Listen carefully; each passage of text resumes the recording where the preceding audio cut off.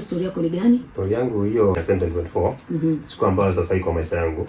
Ilikuwa kama kawaida, niliamka vyema asubuhi. Ndio. Nikakuwa naenda kutafutia familia. Niko na familia, kuna bibi na mtoto mmoja. Kufika 5 hiyo masaa ndio huwa tunafunga kazi ya jua kali. Nakaa nyumbani. Kufika kwa stage mali kwa napanda kila siku, nikapata hiyo siku hakuna magari. Ikaafu nitembee kutoka kwa Sukari mpaka mbali na Kawas Kasarani. So nilipofika Githurai ndio niliweza pata na amani ilikuwa kabisa. Nitembea kutoka kwa Wendani, watu walikuwa kwa barabara wanatembea salama. Lakini nilifika Githurai ndio niliweza kupata maskari wanatoka pande ya nyuma yetu kutoka kwa Sukari Wendani, wakikuja walikuwa wanapiga marisasi so madiagas kila mahali. Kama unatoka kazini? Kama natoka kazini jioni ya 5. So risasi nilipigwa kama mwendo wa saa 11:45. Hapo ndio niliweza kulala chini kidogo. At least ile madiagas itulie, ile maamuzi sasa mafumbi zilikuwa zimetokea. At least katulia kidogo.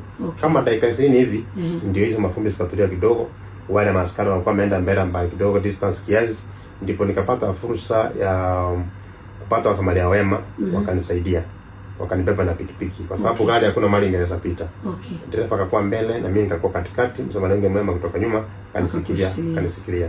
Wakaniangalia madaktari, wakaniambia miguu imekaa 24 hours, nerves imekufa, bone marrow imekufa. Challenge kubwa ni hapa, nikienda theater waliniambia nikienda theater itaweza kuwa kama itakuwa itakatwa. Bado bullet iko ndani? Bullet ni kama iko imetoka.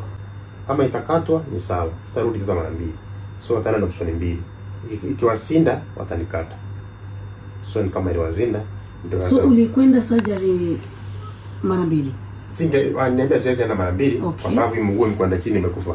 Nikienda kwa theater. Kutoka wapi? Kutoka kwa paji ama kutoka kwa goti? Kutoka chini ya goti. Mimi nilitepiwa chini ya goti. So hii sasa ile wakati nilikaa sana ilikuwa inakufa kwenda juu. So nikaendelea kukaa sana pia nikakatiwa juu zaidi. Kaniambia sasa hapa ndio niliweza kuvia mpaka hapo. Hapa ndio waliweza kukatia. Ilikuwaje kutoka theater? Ilikuwa ngumu sana. Yaani kweli sasa kweli hauna mguu. Theater kweli. Niona maisha yangu sasa, maisha yangu yameisha kwa sababu nikuangalia hivi sina mguu. Mimi kazi yangu ilikuwa jua kali. Sasa siwezi enda kufanya jua kali kwa sababu na mguu mmoja. Hapo yenyewe niona kilio sana kwa sababu nikalia sana. Lakini nilipata wasamaria mema kama machenzi walipokuwa na vile hospitali, waniambia wewe roja usijali, na wengi wamekufa. Usijali kwa mkosa na mguu, Mungu pia nimekupea chance nyingine ya kukaa kwa maisha. Kwa sababu marafiki wangu walikuwa nao wengi wamekufa.